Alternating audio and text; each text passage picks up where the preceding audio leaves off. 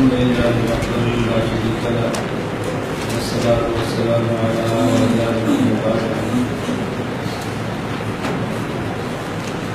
السؤال الخامس عشر هل ترون أحدا أفضل من النبي صلى الله عليه وسلم من الكائنات؟ کیا تم نبی اکرم صلی اللہ علیہ وسلم کو کائنات میں سب سے اعلیٰ اور افضل سمجھتے ہو یا حضور اکرم صلی اللہ علیہ وسلم سے زیادہ کسی کو افضل سمجھتے ہو؟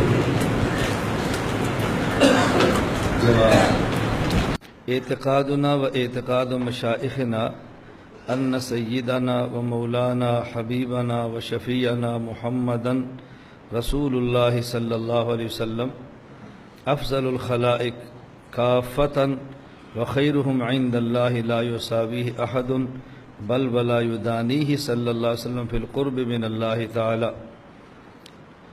حضرت فرماتے ہیں کہ ہمارا اور ہمارے مشائخ اکابر کا عقیدہ یہ ہے کہ حضور اکرم صلی اللہ علیہ وسلم کائنات میں سب سے اعلیٰ اور افضل ہیں۔ آپ افضل الخلائق ہیں۔ نبی کریم صلی اللہ علیہ وسلم سے افضل ہونا تو کجا، حضور اکرم صلی اللہ علیہ وسلم کا مرتبے میں برابر ہونا تو کجا، نبی کریم صلی اللہ علیہ وسلم کے مقام میں کوئی قریب بھی نہیں ہو سکتا۔ افضل ہونا ہم نہیں مانتے، آپ کے مساوی اور برابر ہونا نہیں مانتے، بلکہ ہم مقامات میں نبی کریم صلی اللہ علیہ وسلم کے قریب ہونا بھی نہیں مانتے۔ تو ہم افضل کسی کو حضور سے زیادہ کیسے مان لیں گے؟ اس لیے ہمارے پر بہتان ہے، اور یہ ہم نے تصریح اور وضاحت اپنی کتب میں کر دی ہے۔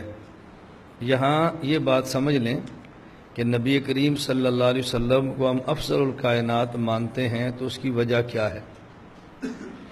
حضور اکرم صلی اللہ علیہ وسلم کو افضل الکائنات ماننے کی کئی وجہ ہیں، بنیادی طور پر 3 وجہ ذہن نشین فرما لیں۔ نمبر 1، ہمارا نظریہ ہے کہ نبی کریم صلی اللہ علیہ وسلم سبب ہیں وجود کائنات کا۔ نبی کریم صلی اللہ علیہ وسلم کی وجہ سے اللہ نے پوری کائنات کی تخلیق فرمائی ہے، اور وجہ کے 2 مطلب ہیں، ایک ہوتا ہے وجہ سبب کے درجے میں، اور ایک ہوتا ہے وجہ مقصد کے معنی میں۔ آپ یہاں پر کیوں آئے ہیں، وجہ کیا ہے؟ اب ایک وجہ کیا ہے، مقصد کیا ہے، اور ایک وجہ کیا ہے، آپ کے آنے کا ذریعہ کون ہے۔ آپ مرکز اہل سنت والجماعت میں 12 روزہ دورہ تحقیق المسائل کرنے کے لیے آئے ہیں۔ آپ کسی بھی طالب علم سے پوچھے بھی آپ یہاں پر کیوں آئے ہیں، تو وہ کہے گا یہاں پر اہل سنت والجماعت کے عقائد پڑھائے جاتے ہیں، اکابر کا مسلک اور منہج سمجھایا جاتا ہے، اکابر کا مزاج سمجھایا جاتا ہے، تو میں یہ سیکھنے کے لیے آیا ہوں۔ اور کسی اور سے پوچھو تو کیوں آیا ہے، تو وہ کہے گا جی میرے ساتھی نے مجھے دعوت دی ہے تو میں اس وجہ سے آیا ہوں۔ یا وہ آپ کا سوال نہیں سمجھا، یا اس کا وجہ بمعنی سبب ہے۔ تو جب ہم کہتے ہیں آپ کے آنے کی وجہ کیا ہے، ایک اس کا مطلب ہوتا ہے کہ آپ کے آنے کا مقصد کیا ہے، اور ایک ہوتا ہے کہ آپ کے آنے کا سبب کیا ہے۔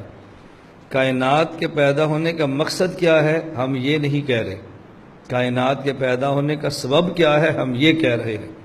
تو حضور اکرم صلی اللہ علیہ وسلم کائنات کے پیدا ہونے کا سبب ہیں۔ یہ بات میں اس لیے کہہ رہا ہوں کہ جب حدیث پاک ہم پیش کرتے ہیں لولا محمد لما خلقتک، کہ اے آدم اگر میں نے حضرت محمد صلی اللہ علیہ وسلم کو پیدا نہ کرنا ہوتا تو تجھے پیدا نہ کرتا۔ تجھے پیدا کرنے کی وجہ اپنے محبوب حضرت محمد کو پیدا کرنا ہے۔ اب حضرت آدم تو پیدا ہوئے حضور کی وجہ سے صلی اللہ علیہ وسلم، اور ہم پیدا ہوئے حضرت آدم کی وجہ سے۔ اب اگر حضرت آدم کا وجود نہ ہوتا تو اسباب کے درجے میں ہمارا وجود کیسے ہوتا؟ اور یہ جو کائنات کی چیزیں ہیں، قرآن کریم میں خلق لکم ما فی الارض جمیعا، خلق لکم، یہ ہم نے تمہارے لیے پیدا کیے ہیں، تمہاری وجہ سے، تمہارے سبب، تمہارے منافع کے لیے۔ اب کائنات میں جو چیزیں پیدا ہیں یہ ہماری وجہ سے، اور ہم پیدا ہیں حضرت آدم کی وجہ سے، اور حضرت آدم پیدا ہے رسول اللہ صلی اللہ علیہ وسلم کی وجہ سے۔ یہ کہنا بجا ہے کہ ساری مخلوق پیدا ہے حضرت رسول اللہ صلی اللہ علیہ وسلم کی وجہ سے۔ اب آپ کہیں گے یا تو خلق لکم ما فی الارض ہے، کہ جو کچھ چیزیں زمین میں ہیں وہ پیدا کی ہیں تمہارے لیے، اس میں آسمان اور زمین کا ذکر تو نہیں ہے، لیکن یہ بات تو طے شدہ ہے نا کہ جب تک اللہ نے انسان کو زندہ رکھنا ہے آسمانوں اور زمینوں کو رکھنا ہے، اور جب انسان کو فنا کرنے کا فیصلہ فرما لیں گے پھر نہ آسمان ہوگا نہ زمین ہوگی، نہ سورج ہوگا نہ چاند ہوگا، نہ ستارہ ہوگا نہ اور مخلوق ہوگی۔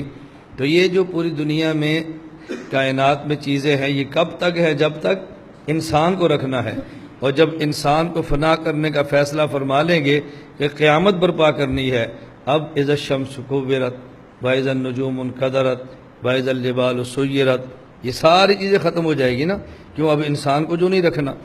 اب اس سے قرآن کریم کی ایک اور آیت آپ کو سمجھ آ گئی، لو یؤاخذ اللہ الناس بما کسبوا، اللہ فرماتے ہیں اگر ہم انسان کے اعمال بد کی وجہ سے دنیا میں مواخذہ کریں تو ما ترک علیہا من دابہ ما ترک علی ظہرہا، دونوں آیتیں ہیں، ہم زمین کی پشت پہ کوئی جانور بھی نہیں زندہ رہنے دیتے۔ اب ایک بندے میں ذہن میں سوال آتا ہے کہ جب مواخذہ انسان کا ہے انسان کے گناہوں کی وجہ سے، تو جانور کو زندہ کیوں نہیں رہنے دیتے؟ جانور کیا قصور ہے؟ انسان کو ہلاک کرے نا، جانور کو ہلاک کیوں کی ہے؟ اس کا جواب اب کتنا آسان ہے سمجھنا کہ جانور تو تھا انسان کے لیے، جب انسان ہی کو نہیں رکھنا تو جانور کو رکھنے کا فائدہ کیا ہوگا؟ اب آپ حضرات پڑھنے کے لیے آئے، میں ایک مثال دے رہا ہوں، بھئی یہ پنکھا چل رہا ہے کیوں؟ پڑھنا ہے، اور جب پڑھنے والا طالب علم ہوگا اس پنکھے کو رکھ کے کیا کرنا ہے اور چلا کر کیا کرنا ہے؟ تو انسان، جانور تو تھے انسان کے لیے، جب انسان کے مواخذے کی وجہ سے انسان ہی کو ختم کر دیا، اب دنیا میں جانور رکھنے کا فائدہ کیا ہوگا؟ اس لیے جانور کو ختم کرنا ظلم نہیں ہے کہ جی گناہ انسان کا ہے اور ہلاک جانور کیا جا رہا ہے۔ آپ کیا ہلاکت کا معنی ظلم ہے، اللہ کے ہلاکت کا معنی فنا ہے۔ جس کو اللہ نے پیدا کیا ہے اس کو اللہ نے دنیا سے ختم بھی کرنا ہے، کس کو کب کرنا ہے، کس کو کیوں کرنا ہے، یہ اللہ کے فیصلے اس میں بندہ دخل نہیں دے سکتا۔ اور رسول اکرم صلی اللہ علیہ وسلم افضل الکائنات ہے، ایک وجہ آ گئی، کیوں؟ آپ سبب وجود کائنات ہیں۔ میں نے آپ کو وجہ کے دو معنی بیان کر دیے، ایک وجہ کا معنی مقصد اور ایک وجہ کا معنی سبب۔ اس سے مسئلہ حل ہو گیا کہ جو مماتی کہتے ہیں قرآن کریم میں وما خلقت الجن والانس الا لیعبدون، کہ اللہ فرماتے ہیں ہم نے انسان کو پیدا کیا تاکہ میری عبادت کرے، اور تم کہتے ہو پیدا کیا کیونکہ حضور کو پیدا کرنا تھا، اور دلیل میں حدیث پیش کرتے لولا محمد لما خلقتک، تو یہ حدیث تو قرآن کے خلاف ہے، اور جب قرآن کے خلاف آ جائے حدیث تو پھر حدیث قابل قبول نہیں ہوتی۔ میں عوام کو سمجھانے کے لیے اور عوام کے ذہن سازی کے لیے بیانات میں جملہ کہا کرتا ہوں، آپ وہ جملہ سمجھ لیں اور یاد کر لیں تو بڑی بات ہے۔ سمجھانا تو بات کا مرحلہ ہے نا کہ آپ نے جملے کو عوام میں کہنا کیسے ہے، پہلے سمجھ لیں اور یاد کر لیں۔ میں کہا کرتا ہوں کہ حدیث پیغمبر ہو اور قرآن کے خلاف ہو میں نہیں مانتا، حدیث پیغمبر ہو قرآن کے خلاف ہو میں نہیں مانتا۔ ہاں یہ ہو سکتا ہے حدیث پیغمبر ہو قرآن کے خلاف نہ ہو، البتہ قرآن کے خلاف نظر آئے، قرآن کے خلاف نہ ہو البتہ قرآن کے خلاف، اور جب حدیث پیغمبر قرآن کے خلاف نہ ہو اور قرآن کے خلاف نظر آئے تو اہل نظر سے نظر کا علاج کروائیں، اہل نظر سے نظر کا علاج کروائیں، تو حدیث قرآن کے خلاف نظر بھی نہیں آئے گی۔ اور الحمدللہ دیوبند کے پاس علم کی درسگاہ بھی ہے اور دیوبند کے پاس اہل نظر کی خانقاہ بھی ہے، دیوبند کے پاس اہل علم کی درسگاہ بھی ہے اور اہل نظر کی خانقاہ بھی ہے۔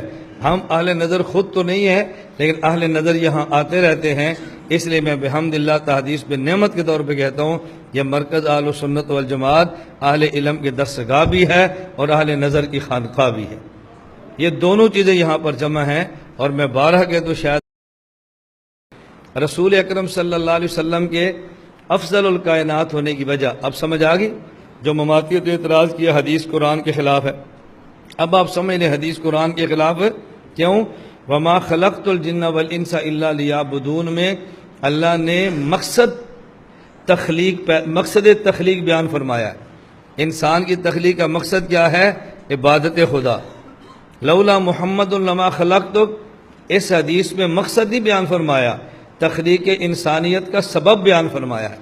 اب ہم کہتے ہیں کہ انسان کی پیدائش کا مقصد عبادت خدا ہے اور انسان کی پیدائش کا سبب آمد مصطفیٰ ہے۔ تو ہم مقصد بھی مانتے ہیں، سبب بھی مانتے ہیں۔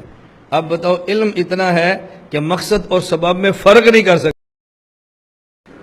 رسول اللہ صلی اللہ علیہ وسلم کے افضل الکائنات ہونے کی دوسری وجہ، دنیا میں کسی بھی چیز کے افضل ہونے کی دو وجہ ہوتی ہیں بنیادی طور پہ۔ نمبر ایک، اس چیز کا مٹیریل کیا ہے، اس کا خمیر کیا ہے، یہ بنی کس سے ہے، اور نمبر دو، اس کے فوائد کیا ہیں۔ اس بنیاد پہ چیز اعلیٰ اور افضل شمار ہوتی ہے۔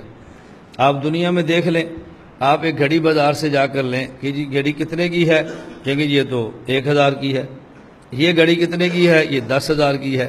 اب گھڑی 1000 اور 10,000 کی فرق کیوں پڑا ہے؟ دونوں ٹائم ہی دے رہی ہے نا۔ کیوں؟ کہتے ہیں یہ پلاسٹک سے بنی ہے اور یہ اسٹیل سے بنی ہے، مٹیریل بدل گیا نا، قیمت بدل گئی۔ یہ گھڑی نان واٹر پروف ہے اور یہ واٹر پروف ہے، اس میں پہن کے وضو کریں گے تو پانی چلا جائے گا، لہذا 1000 کی ہے، اور اس کو پہن کے غسل بھی کریں گے تو پانی نہیں جائے گا، تو لہذا یہ 10,000 کی ہے۔ یہ گھڑی ایسی ہے کہ رات کو ٹائم نہیں بتاتی، اور یہ ایسی ہے کہ رات کو بھی ٹائم بتاتی ہے، قیمت میں فرق پڑ جائے گا۔ یہ گھڑی ایسی ہے کہ جو رات کو نمازوں کے اوقات بتاتی ہے اور یہ نہیں بتاتی، تو قیمتوں میں فرق پڑتا ہے۔ چیز اعلیٰ افضل کیوں ہوتی ہے؟ نمبر ایک مٹیریل کیا ہے، اور نمبر دو فوائد کیا ہے۔ ہم کہتے ہیں حضور اکرم صلی اللہ علیہ وسلم پوری کائنات میں سب سے افضل ہیں۔ پہلے یہ دیکھیں کہ پیغمبر کا وجود اطہر بنا کس سے ہے، حضور کا وجود اطہر کس سے بنا ہے؟ عام نبی کا وجود مٹی سے بنتا ہے، اور پیغمبر کا وجود اصلی حضور کا جنت الفردوس سے بنتا ہے۔ زمین کی مٹی سے افضل ہے جنت کی مٹی، اور جنت کی مٹی سے افضل ہے جنت الفردوس کی مٹی۔ تو جب آپ کا خمیر سب سے اعلیٰ ہے تو آپ کی ذات پر سب سے اعلیٰ ہوگی نا۔ نمبر دو، اعلیٰ ہونے کی وجہ اس کے فوائد کیا ہیں۔ ہم کہتے ہیں فوائد کیا ہیں، اب اس پر آدمی کیا بات کر سکتا ہے۔ کائنات میں سب سے آدمی کی رہائش کے لیے جو اچھی جگہ بنی ہے وہ جنت اور جنت الفردوس ہے، اور یہ ملنی کس کو ہے؟ جس نے کلمہ حضور کا پڑھنا ہے۔ عام آدمی نے بھی کلمہ حضور کا پڑھا ہے، اور انبیاء نے بھی کلمہ اللہ کے نبی کا پڑھا ہے، لَتُؤْمِنُنَّ بِهِ۔ یہ مزید میں تحذیر الناس پہ بات کروں گا انشاءاللہ۔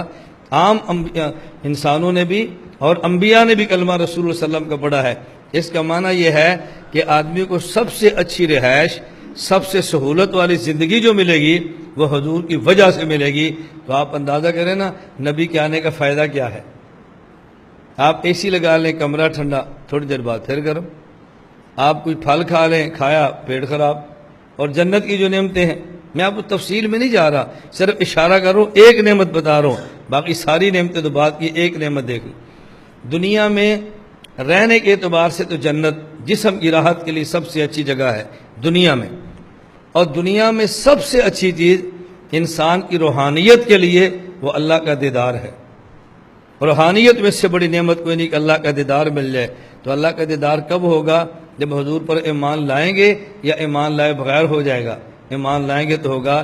تو نبی پاک صلی اللہ علیہ وسلم کے صدقے مادیت میں سب سے بہترین جگہ وہ جنت مل جائے گی، اور روحانیت کی سب سے اچھی جگہ، سب سے اچھی چیز اللہ کا دیدار مل جائے گا۔ تو اب بتاؤ، حضور کا خمیر بھی اعلیٰ ہے اور حضور کے آنے کے فوائد بھی سب سے اعلیٰ ہیں۔ اس لیے ہم کہتے ہیں اللہ کے نبی کائنات میں افضل الکائنات ہیں، سید الکائنات ہیں، خیر الخلق ہیں اللہ کے نبی۔ یہ میں نے 3 دلیلیں اشارتاً عرض کی ہیں۔ میں نے پہلے بھی عرض کیا تھا، آپ اس سے اگلی بات خود سمجھتے ہیں ایک ایک بات پہ کتنے دلائل اور کتنی لمبی بات ہو سکتی ہے۔